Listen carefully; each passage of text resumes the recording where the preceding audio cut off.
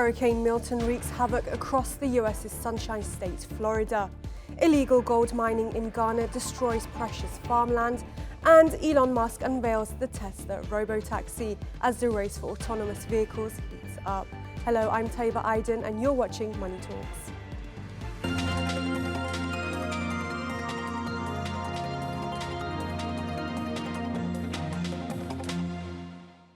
We start in the US, where Hurricane Milton made landfall in Florida on Thursday, unleashing devastating damage across the western coast. Millions of residents are now without power, and access to drinking water is severely limited. With local tourism-based economies facing major rebuild, early estimates indicate that Hurricane Milton could rank among the costliest natural disasters in US history. Omar Bakalolo reports. The Atlantic hurricane season, which runs from June to November, has seen a surge in the number of severe storms in recent years. These natural disasters are not just becoming more frequent, but also more destructive. And 2024 has been no exception. Just 2 weeks after Hurricane Helene left over 225 dead, Florida is now grappling with aftermath of Hurricane Milton. Like this happened like instantaneously. Like these windows blew out. I was about probably right here when it happened. My cat over there on the desk. I grabbed the two dogs and like run under my bed. Hurricane Milton has left nearly 3 million homes in the dark and caused widespread flooding. The human toll is staggering, so is the economic impact. Tourism, the cornerstone of Florida's economy, has come to a standstill.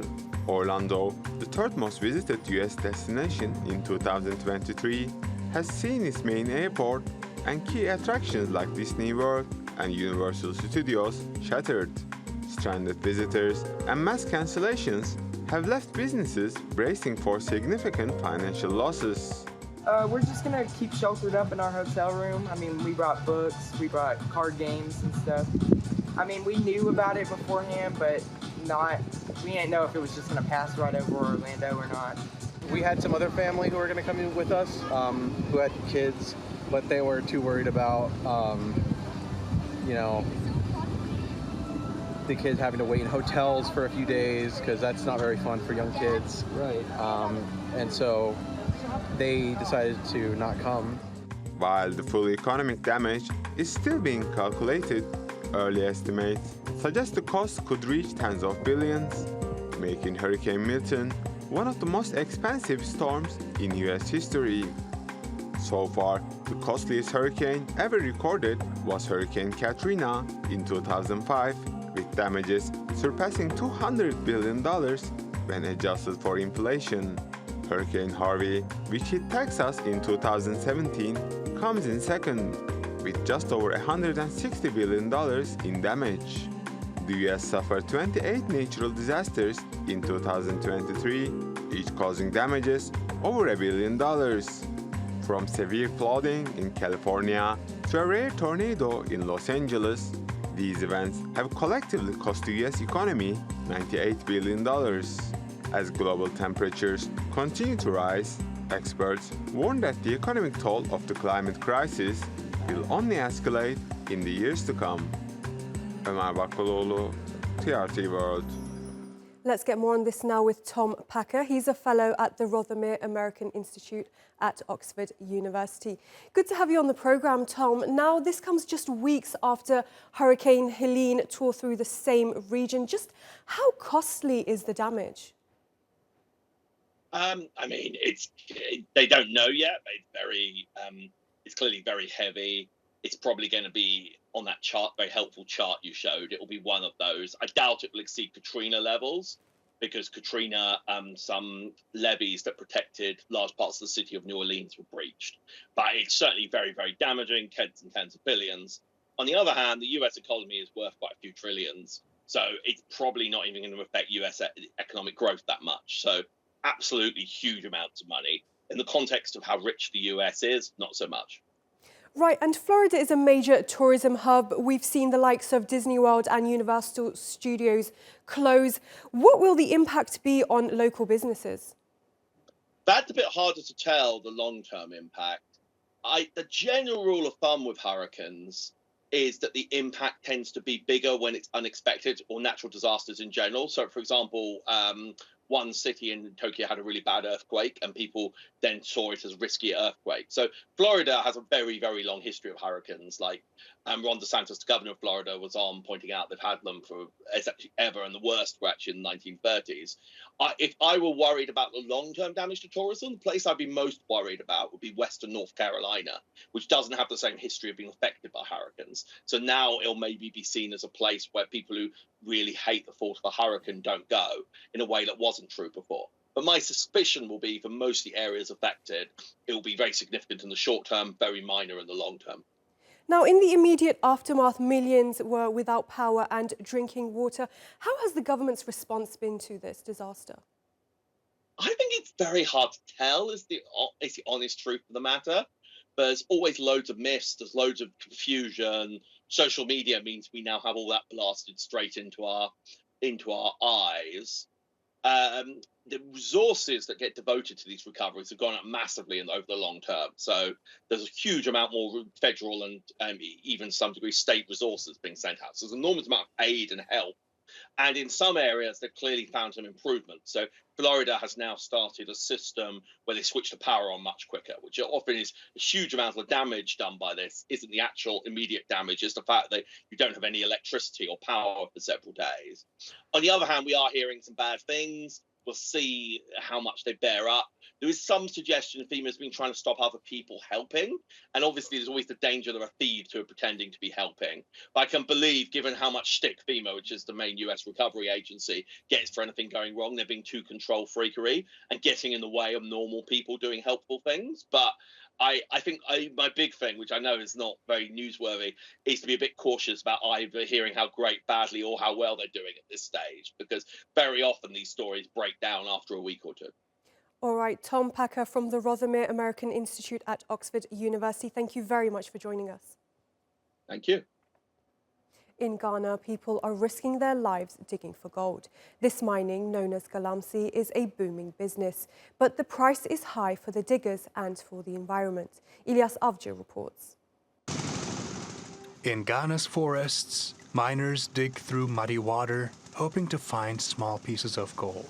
This illegal mining, called galamsey, has grown fast. It helps many people make money, but it also causes serious harm to the environment and the miners themselves.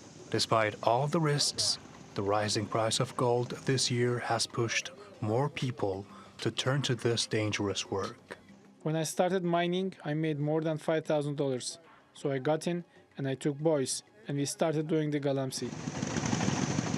The effects of galamsey go beyond the gold.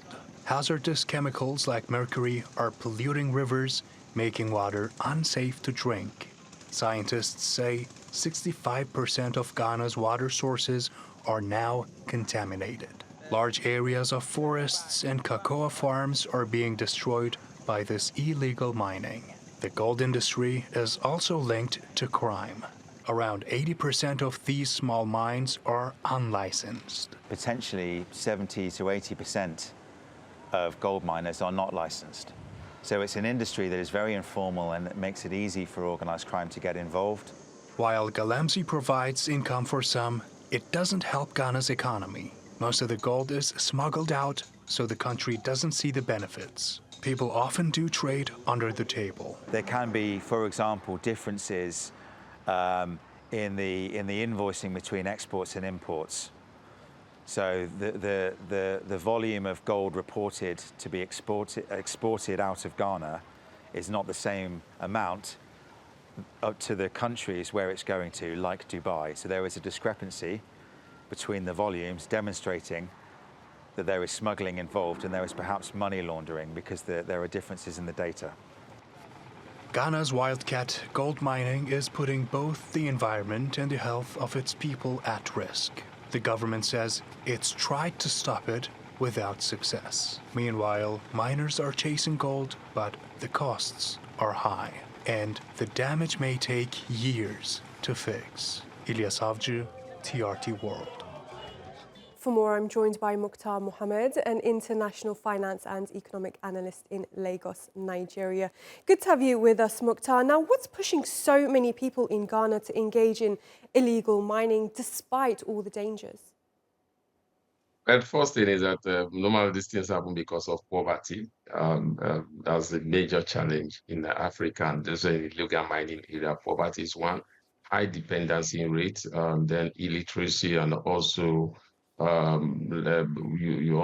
unemployment is also one of those big factors that push people into this. So there mismanagement also in the side of government in terms of managing resources from the country resources, and some of these people feel that the government have no agenda for them, has no plan for them. So they take to this illegal mining as a means of making a livelihood. And how has the rise in gold prices impacted the growth of Galamsey mining operations?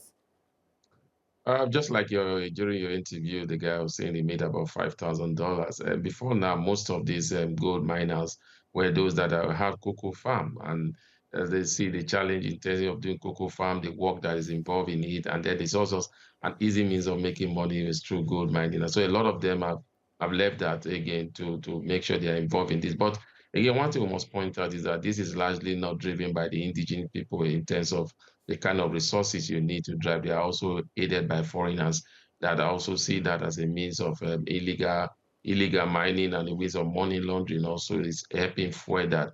But I think that has had a very devastating impact on the Ghana economy going forward, especially when you know that Ghana is one of the highest producing nation in terms of cocoa. A lot of the youths in the rural area are now leaving the cocoa production for this type of mining just because of the kind of money they will get when they are involved in that. And what environmental consequences is this causing in Ghana's forests and water sources? Like in the report, I mean, most of the waters are now poisonous. You have a lot of poisonous waters in Ghana. You also have the challenge with land degradation that is very, very huge in Ghana. Then there are forests also, most of the forest, deforestation of the forest, a lot of forest trees are being cut down. And this also is having impact, especially when you look at such impact that it will have in climate change.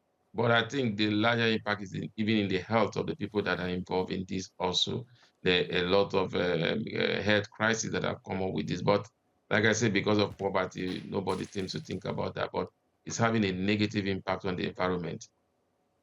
All right, MTAR Muhammad, we'll have to leave it there. That was MTAR Muhammad, international finance and economic analyst in Lagos, Nigeria. Thank you for having me. Argentina's lower house failed to overturn President Milei's veto of a university funding law on Wednesday. Lawmakers voted 160 in favour, 84 against and 5 abstained, missing the two-thirds majority by 6 votes. Despite mass protests, this marks a win for the libertarian leader. They're attacking education, they're attacking culture and public health. They hate the people. They hate the working class and they hate the poor. Thousands of Argentines took to the streets of Buenos Aires, voicing their anger against President Javier Milei's recent veto of university funding. This marks the second major protest in just 6 months. Yet, it has failed to overturn the policy. If the law had passed, the university budget, which has been hit by inflation, would have been able to recover some of its budget. But Milei argues that drastic budget cuts are necessary to address the national debt. Although Milei's previous packages seem to have succeeded in lowering inflation in recent times, the rate of inflation is still higher than when the government came to power, and it's the highest in the world. The University of Buenos Aires, a prestigious institution with 5 Nobel Prize winners, reports that staff have lost around 40% of their purchasing power since December. With a better budget, universities could afford to pay qualified teachers more. Teachers are nowadays paid well below inflation. From last year until today, their salary has decreased by approximately 50%. The university remains standing because its workers want to support it, not for any other reason. The government predicts economic growth once the debt issue is resolved. But many say the long-term effects of these cuts may not be as expected. Universities are essential for producing skilled manpower, and without adequate resources, they can only partially fulfill this role. Countries lacking skilled workers struggle to advance in technology and miss out on opportunities for innovation. And despite opposition, Milei remains committed to his goal of reducing national debt, even if it means sacrificing education. This budget project that we are presenting here today has a methodology that shields the fiscal balance regardless of the economic scenario. Whether Milei will get the result he wants or not, one thing is certain: his presidency will be eventful. Malik Fouda, TRT World.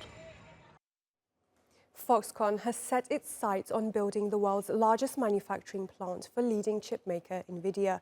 The plant will produce Nvidia's GB200 superchips used to power supercomputers to tackle advanced AI tasks. Emre Boz has more. Artificial intelligence, a technology meant to perform or even outperform jobs that normally require the human mind. And at the core of AI technology are superchips.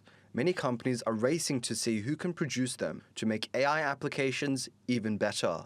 And leading the race is chipmaker Nvidia, working with the largest electronics manufacturer Foxconn to build its superchips. AI key components, AI key modules and boards, AI server and rack, high-performance switches, AI data center. Foxconn will be the first to ship these superchips. Foxconn has set its sights on Mexico to build the world's largest chip manufacturing plant for Nvidia. The goal? To manufacture and expand the production of Nvidia's GB200 superchips. Nvidia says it expects several $1 billion in revenue from these chips in the fourth quarter of this year. We're building the largest GB200 production facility on the planet. These chips, built specific for AI tools and technology, are at the core of automation. As these chips become better, so too will the efficiency in these companies to build faster and cheaper chips, reinforcing a cycle of productivity.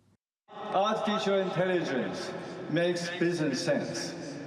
AI is embedded in automation.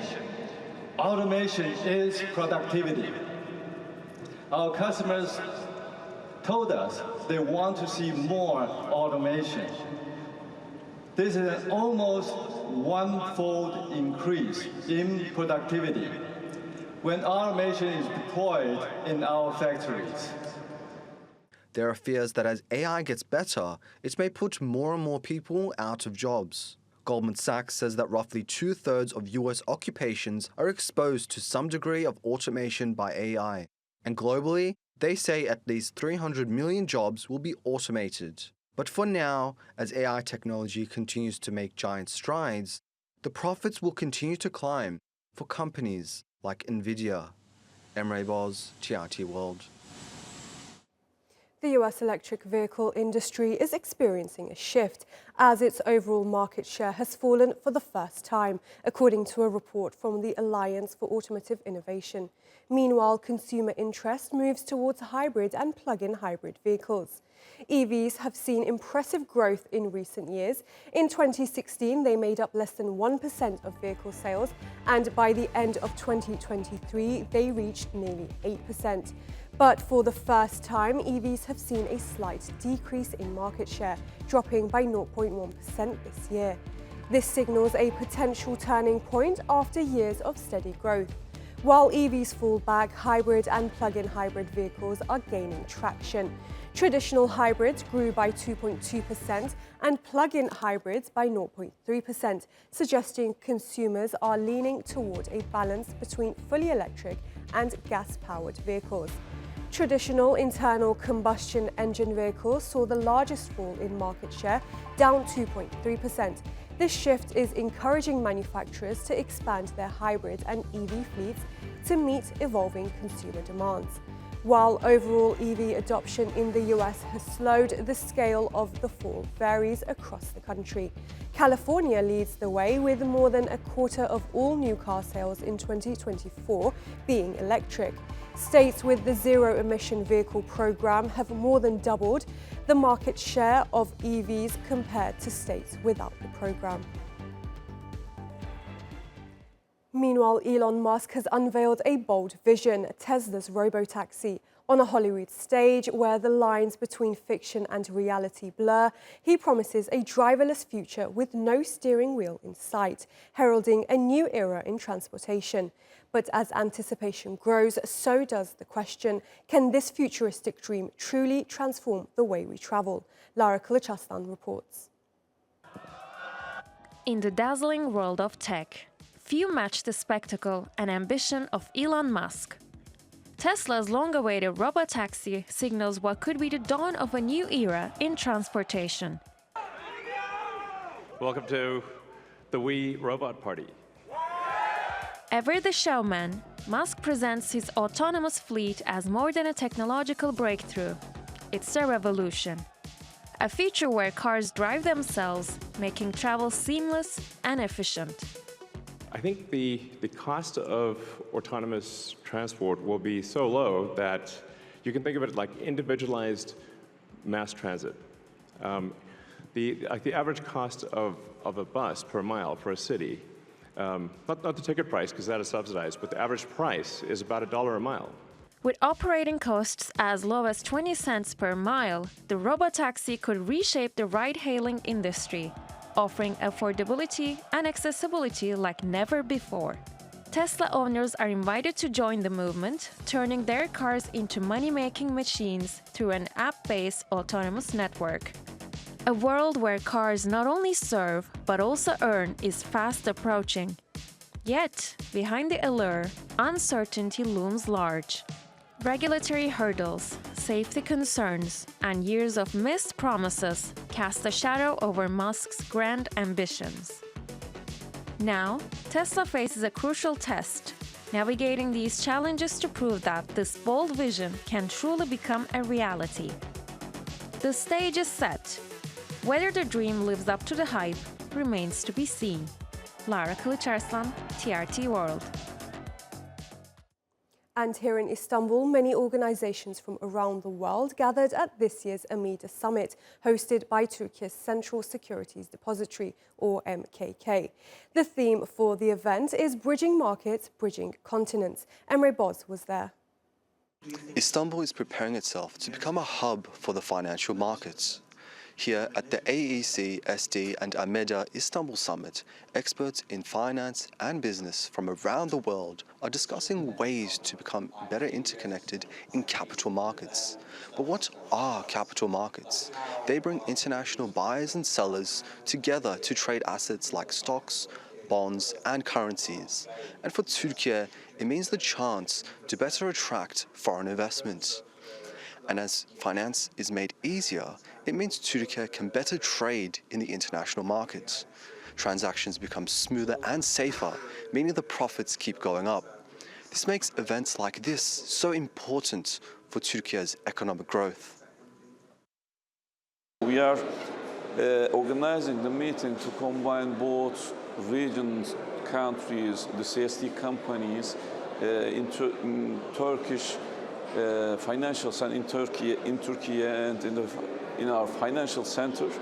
So it's important to collaborate and to communicate and to gather all countries from both regions together. It's our vision actually to be a regional center financially, and Istanbul Financial Center is also very important for that vision, and we are trying to show it to with our hospitality to other countries, and they are really very happy to be a part of this actually.